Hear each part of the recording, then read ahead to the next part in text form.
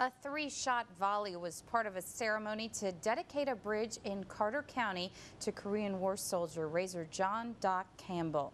The bridge is located between mile markers 17 and 18 on Highway 91 in the Stony Creek community. 11 Connect's Chris McIntosh has more on this extraordinary man and his love of family and country. This soldier in his youth gave his life for his country. He was awarded the Purple Heart Medal. His family must have shed many tears for his glory. My grandmother, I don't think she ever really got over it, but, it's hard on her most, I guess. Rodney Campbell grew up listening to stories about his uncle, Doc Campbell. Doc Campbell and his 11 brothers and sisters lived here in this modest home on Stony Creek when few jobs and tough times forced him to make a life-altering decision. Razor went in because his family didn't have a lot of money. They weren't poor. They had gardens and they had food to eat and schools in their church, but he went in to help his family, and like most all veterans, he cared more about the purpose of liberty and freedom than they did their own lives. Doc Campbell died in 1951 during an artillery barrage in North Korea. Today he's at rest in the family cemetery above the new bridge that bears his name. Being right here where he's raised, it makes a lot of difference, and we're proud, and makes you proud of your country and of your family. Doc Campbell joins a long list of men and women in Carter County that have had bridges and public roads dedicated in their memory for giving their lives for our freedom. Melissa?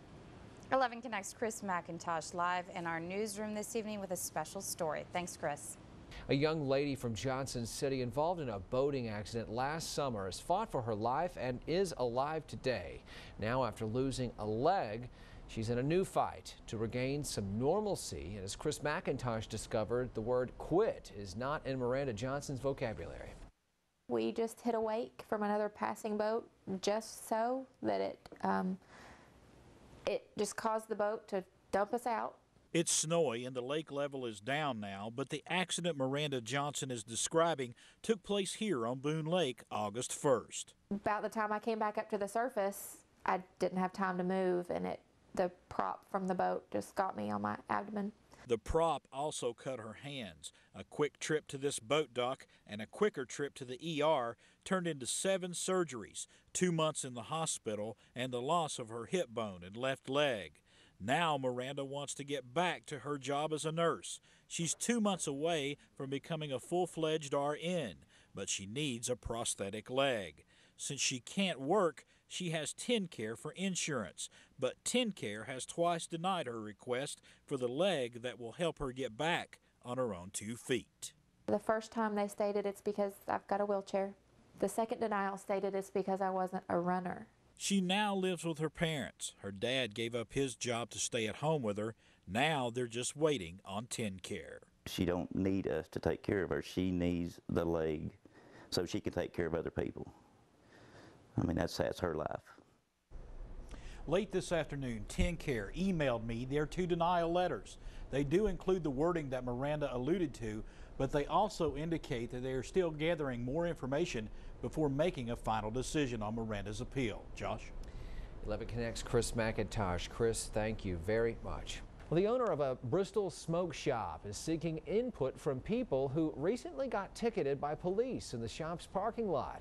The ad was placed in the Tuesday edition of the Bristol Herald-Courier on behalf of the Cloud9 Emporium owner named Daniel Bickley. Those that got tickets at Cloud9 are asked to respond to a set of questions about their experience with the Bristol, Tennessee Police Department. 11 Connect's Chris McIntosh has been following up on this story today. What's this ad all about? You got a copy of it here. Yeah, I got a copy of it right here, Josh. And no one really wants to talk about this ad. I contacted Cloud9 Emporium's owner, Daniel Bickley, today, and he told me that the ad pretty much speaks for itself.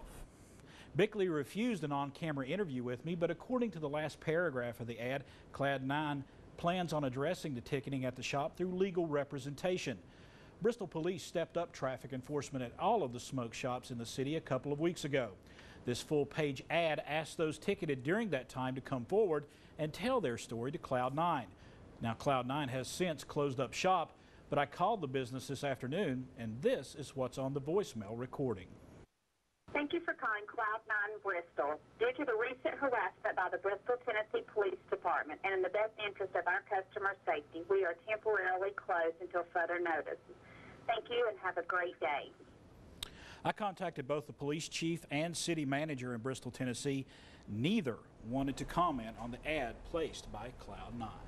Okay, we've been talking about this a lot, Chris. It's been the approach from police, not just in Bristol, to set up outside of certain businesses where there is the concern over synthetic drugs. Any word on any possible connection here to this? Not really, Josh. Our news partner, the Bristol Herald-Courier, says that they've contacted the attorneys for these smoke shops, and none of them say they are selling any synthetic drugs. But I just want to reiterate that no one on both sides of this issue wanted to comment on camera about this at all today. All right, Chris McIntosh, thanks so much, Chris. We appreciate it. The cleanup efforts in Unicoi County, daunting. In Carter County, damage to roads as well as flooded basements, while Unicoi County is dealing with more intense damage on Pippin Hollow and Harris Hollow roads. So we continue our team coverage now with 11 Connect's Chris McIntosh, who shows us how homeowners and county road crews are working right now to restore some hard-hit areas. Chris? But this was definitely one of the harder rains we've seen in the last 5 years. And that hard rain in Carter County could have been worse. Had we gotten a few more inches, we definitely would have been looking at swift water rescues, evacuations of areas of the county. And in Unicoi County, repairing McIntosh Springs Road is a top priority. As off to my left here, we have a road we're trying to open up. We still have people in there that we've not made we made contact with them on foot. Some of the sheriff's department went through the mountains last night and got to them. And on Harris Hollow Road, Vivian Fry returned from vacation last night to find out she would have to walk to her home.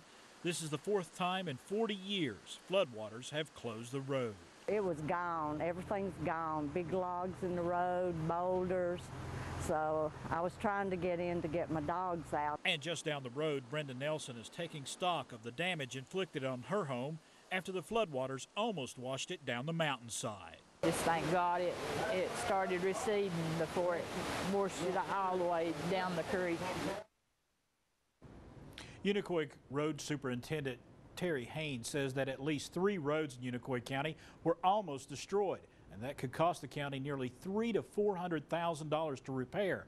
And if we get more heavy rain, the work they've already done could be washed away. Josh? Chris McIntosh with us tonight, helping with our team coverage. Chris, thank you very much. We found out today that a lot of people around the Tri-Cities are coming together. They're trying to help a young man. He's from Washington County, Tennessee. He really needs some help this holiday season. Yeah, News Channel 11's Chris McIntosh shows us 8-year-old Joshua Adcock may be getting more Christmas cards than anyone in the Tri-Cities this year. So what we're going to do today, and you all have been working on your addition. Vanessa Honeycutt's second graders at Sulphur Springs Middle School are missing one of their classmates. Joshua Adcock is currently in Nashville at Vanderbilt, undergoing treatment for a rare form of dwarfism. But he's never far from his classmates' thoughts. They've been so sweet. They pray for him. They are always asking about him. They make cards for him all the time. This is a card for Joshua. Honeycutt and her second graders have now decided to ask folks from around the region to help make this Christmas extra special for Joshua and his family by putting $1 in a Christmas card and sending a message of holiday wishes and encouragement for Joshua. It's a joy that we can make all these cards and have all this money for him to buy some medicine to where he can get out to the hospital and come to school, because I know that he misses us too. 960, not counting the ones I just brought.